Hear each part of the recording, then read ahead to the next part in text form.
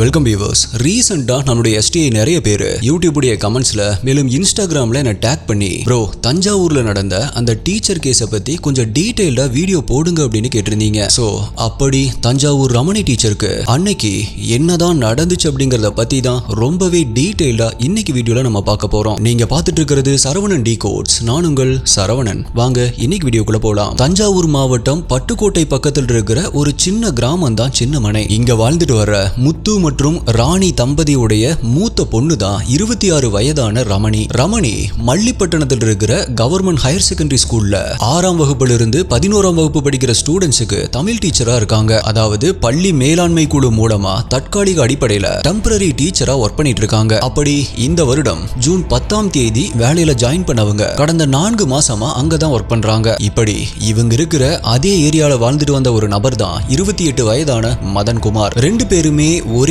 ஏரியாவை சேர்ந்தவங்க அப்படிங்கறதால ரமணிக்கும் மதனுக்கும் பழக்கம் ஏற்பட்டு நாளடைவுல அந்த பழக்கம் காதலா மாற ஆரம்பிக்குது. அதுக்கப்புறமா ஓகே கல்யாணம் பண்ணிக்கலாம் அப்படின்னு இவங்களுடைய காதல் விஷயத்தை ரெண்டு பேருமே வீட்டுல சொல்லி கல்யாண பேச்ச ஆரம்பிக்கிறாங்க. ஆரம்பத்துல இவங்களுடைய முடிவு ரொம்பவே சரியாதான் இருந்திருக்கு. ஆனா ஆக்சுவலா அப்பதான் பிரச்சனையுமே ஸ்டார்ட் ஆக ஆரம்பிக்குது. அப்படி ரெண்டு பேருமே அவங்களுடைய காதல் விஷயத்தை அவங்க பேரண்ட்ஸ் கிட்ட சொல்றாங்க. அப்ப மதனுடைய பேரண்ட்ஸ் கல்யாணத்துக்கு சம்மதிச்சிடுறாங்க. பட் ரமணி டீச்சருடைய பேரண்ட்ஸோ அந்த காதலை ஏத்துக்கல. ஆல்சோ அதுக்கப்புறமா ரமணியுடைய பேரண்ட்ஸ் அவங்கள மதன் கிட்ட பழக கூடாது அப்படின்னு ரொம்பவே ஸ்ட்ரிக்டா சொல்லிடுறாங்க. இதனால மனசு மாறின ரமணி அவங்களுடைய பேரண்ட்ஸ்க்கு விருப்பம் இல்லை அப்படிங்கிறப்ப தனக்குமே மதனுடைய ரிலேஷன்ஷிப் வேண்டாம் அப்படின்னு அதுக்கப்புறமா மதனோட பழகுறதையே கம்ப்ளீட்டா அவாய்ட் பண்ண ஆரம்பிச்சிருக்காங்க. இப்படி சடனா ரமணி தங்கிட்ட இருந்து டிஸ்டன்ஸ் மெயின்டைன் பண்ணத கொஞ்சம் கூட எதிர்பார்க்காத மதன் நேத்து வரைக்கும் தன்னை உயிருக்கு உயிரா நேசிச்சுட்டு இருந்த தன்னுடைய காதலி இப்படி சடனா மனசு மாறிட்டாங்களே அப்படிங்கறத நினைச்சு நொந்து போறாரு. அதுக்கப்புறமா ஓகே முறையா போய் பொண்ணு கேட்டு பார்க்கலாம் அப்படின்னு அவருடைய பேரண்ட்ஸை கூட்டிட்டு ரமணியுடைய வீட்டுக்கு பொண்ணு கேட்கறதுக்காக போயிருக்காரு. ஆனா ரமணியுடைய பேரண்ட்ஸோ பொண்ணெல்லாம் கொடுக்க முடியாது அப்படின்னு ஸ்ட்ரிக்டா சொல்லிடுறாங்க. ஓகே இவங்க இப்படி சொல்றதுக்கு என்ன காரணம் அப்படின்னு விசாரிக்கிறப்ப மதனுடைய கேரக்டர் சரி கிடையாது, ஆல்சோ அவருடைய பழக்க வழக்கமும் சரி கிடையாது அப்படின்னு ரமணியுடைய ரிலேட்டிவ் ஒருத்தர் அவங்களுடைய பேரண்ட்ஸ் கிட்ட சொன்னதாகவும் அதனாலதான் கல்யாணத்துக்கு சம்மதிக்கல அப்படின்னு சொல்லப்படுது. இந்த சொந்தக்காரனுங்க யாரையுமே நிம்மதியா இருக்க விட மாட்டானுங்க போல. எல்லா சொந்தக்காரங்களையும் இந்த மாதிரியான ஒரு ஆள் கண்டிப்பா இருப்பாங்க. இன்னும் சில நியூஸ் சேனல்ல என்ன சொல்றாங்க அப்படின்னா இல்ல மதன் அவருடைய பேரண்ட்ஸோட பொண்ணு கேட்டு போனப்ப அப்ப ரமணியுடைய பேரண்ட்ஸ் கல்யாணத்துக்கு சம்மதிச்சிட்டாங்க அப்படின்னும் அப்படி அந்த கல்யாண விஷயம் பேசிட்டு இருந்த அந்த இடைப்பட்ட நாட்கள்ல தான் அவங்களுடைய ரிலேட்டிவ் ஒருத்தர் மூலமா மதனுடைய கேரக்டர் சரி கிடையாது அப்படிங்கிற விஷயம் தெரிய வந்ததாகவும் சோ அதுக்கப்புறமா தான் ரமணியுடைய பேரண்ட்ஸ் கல்யாணத்துக்காக மேற்கொண்டு எந்த ஒரு முயற்சியுமே எடுக்கல அப்படின்னும் ஆல்சோ இதுக்கப்புறமா தான் ரமணியும் மதன் கிட்ட சரியா பேசல அப்படின்னு சொல்லப்படுது. இதுல குறிப்பிடப்பட வேண்டிய விஷயம் ரெண்டு பேருமே ஒரே கேஸ்ட சேர்ந்தவங்க தான். இருந்தாலுமே இதுக்கு காரணம் மதனுடைய கேரக்டர் மட்டும் இல்ல,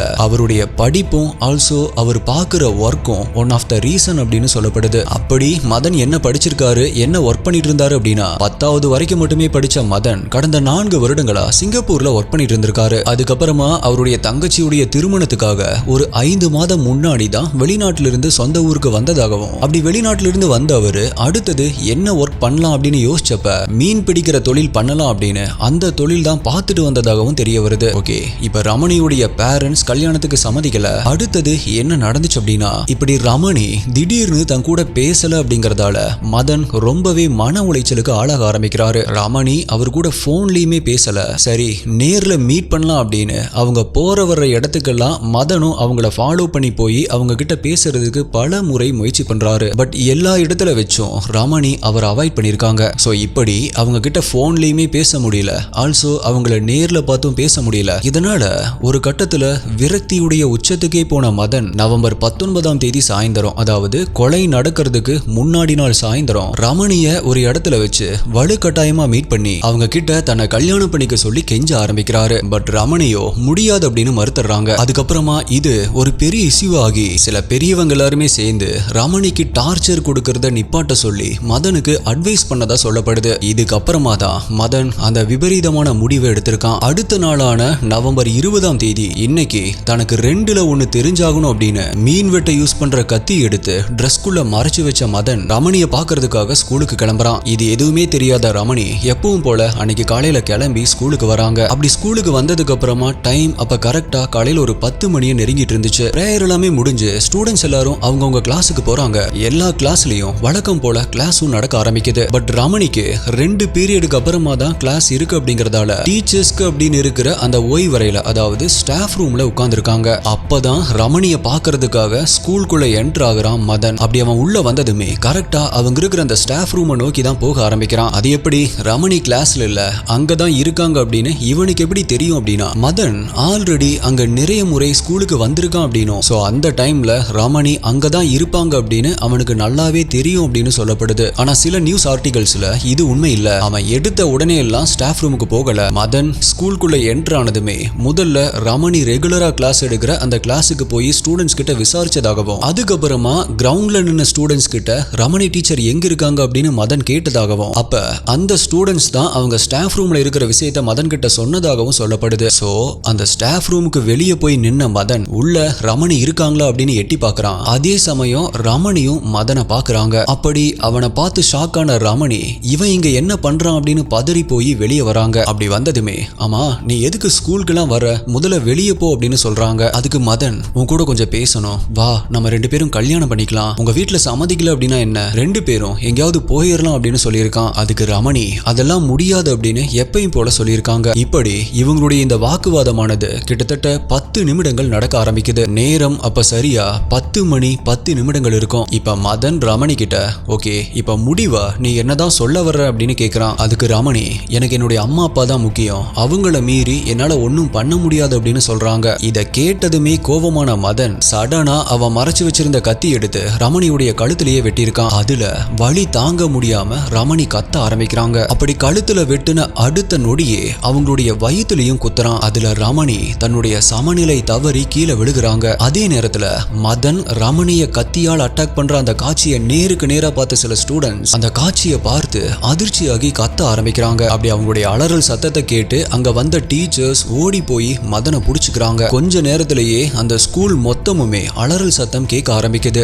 பட் ஸ்டாஃப்ஸ் புடிச்சு வச்சிருந்த மதனும் தப்பிக்கிறதுக்கு முயற்சி பண்ணல, அங்கேயே தான் நின்னுட்டு இருக்கான். அப்படி ரத்தம் சொட்ட கையில கத்தியோட நின்று அவன் கிட்ட இருந்து கத்திய புடுங்கின டீச்சர்ஸ் அவனை அடிச்சு துவைக்க ஆரம்பிக்கிறாங்க. இப்படி அந்த ஸ்கூல் முழுக்கவே ஒரு பரபரப்பான சூழ்நிலை உருவாக ஆரம்பிக்குது. பிகாஸ் அன்னைக்கு அந்த ஏரியாவுக்கு கலெக்டர் வர்றதா இருந்ததால அந்த ஸ்கூலுக்கு பக்கத்துல தான் போலீஸ் டியூட்டில இருந்திருக்காங்க. அப்படி பேட்ரோல் இருந்தப்பதான் சத்தம் கேட்டு அங்க வந்த போலீஸ் கிட்ட மதனை ஒப்படைச்சிருக்காங்க. அதே சமயத்துல அந்த பக்கம் ரமணியோ உடம்புல இருந்து அதிக ரத்தம் வெளியேறின நிலைமையில வலியால துடிச்சிட்டு இருக்காங்க. அப்போ சம்பவ இடத்துக்கு ஓடி வந்த ஸ்டாஃப்ஸ், ஸ்டூடெண்ட்ஸ் மற்றும் பொதுமக்கள் எல்லாருமா சேர்ந்து கீழே விழுந்து கிடந்த ரமணியை தூக்கி அங்க இருக்கிற ஒரு பெஞ்சில படுக்க வச்சுட்டு உடனடியா ஆம்புலன்ஸ்க்கு கால் பண்றாங்க. அப்ப ரமணி ஒரு டீச்சருடைய கைய இறுக்கமா புடிச்சுக்கிறாங்க. பட் கொஞ்ச நேரத்திலேயே அந்த பிடி தளர ஆரம்பிக்குது.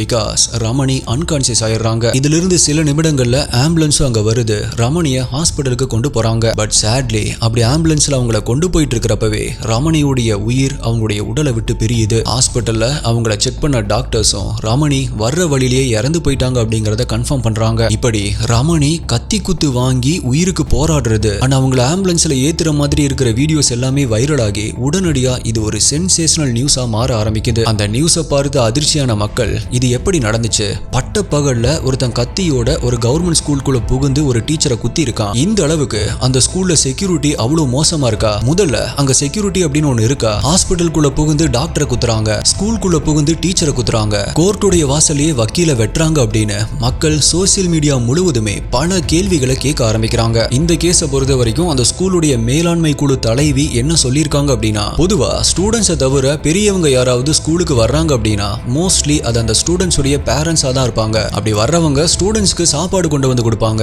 மதனும் அப்படி சாப்பாடு கொடுக்க தான் வந்தாரு. பிகாஸ் அவருடைய தங்கச்சி அந்த ஸ்கூல்லயே தான் படிக்கிறாங்க அப்படின்னும், சோ அவரு அப்படி வர்றப்ப அந்த ஸ்கூலுடைய கேட் க்ளோஸ் ஆகி தான் இருந்துச்சு அப்படின்னும், அப்படி கேட்டுக்கு வெளியே நின்ன மதனை பார்த்து என்ன விஷயம் அப்படின்னு கேட்டுக்கு பக்கத்துல நின்ன ஒரு ஸ்டாஃப் கேக்குறப்ப அங்க படிக்கிற அவருடைய தங்கச்சிக்காக சாப்பாடு கொடுக்க வந்திருக்கிறதா அவர் சொன்னதாகவும், அதனாலதான் கதவை திறந்து அவரை உள்ள விட்டாங்க அப்படின்னும், ஆல்சோ மதன் அந்த ஸ்கூலுக்கு அவங்களுடைய தங்கச்சியை டிராப் பண்றதுக்காக அடிக்கடி வருவார் அப்படின்னும், அவங்க சொன்ன மாதிரி நிஜமாவே அவருடைய தங்கச்சிக்கு கொண்டு வந்த சாப்பாட்டை கொடுத்துட்டு அதுக்கப்புறமா தான் ரமணியை பாக்குறதுக்காக ஸ்டாஃப் ரூம் போனார் அப்படின்னு சொல்லியிருக்காங்க. ஸ்கூல்ல இப்படி ஒரு இன்சிடென்ட் நடந்ததை கேள்விப்பட்ட அந்த ஸ்கூல்ல படிக்கிற ஸ்டூடெண்ட்ஸ் உடைய பேரண்ட்ஸ் எல்லாருமே இப்ப பதறி அடிச்சு போய் ஸ்கூலுக்கு ஓடி வராங்க. அப்படி வந்தவங்க கிட்ட மீடியா இன்டர்வியூ எடுக்கிறப்ப அவங்க என்ன சொல்லியிருக்காங்க அப்படின்னா, இந்த இன்சிடென்ட்னால போத் அந்த ஸ்கூல்ல படிக்கிற ஸ்டூடெண்ட்ஸும் சரி ஆல்சோ பேரண்ட்ஸும் சரி மென்டலா அஃபெக்ட் ஆகி இருக்கிறதாகவும் ஸோ இனி இந்த மாதிரியான ஒரு இன்சிடென்ட் நடக்காம இருக்கிறதுக்கு ஸ்கூலுக்கு ப்ராப்பரா ஒரு செக்யூரிட்டி அப்பாயிண்ட் பண்ணணும் அப்படின்னும் சில வருடங்களுக்கு முன்னாடி அங்க ஒரு செக்யூரிட்டி இருந்தார் அப்படின்னும் பட் ரொம்ப நாள் முன்னாடி அவர் இறந்து போயிட்டதாகவும் ஆனா அதுக்கப்புறமா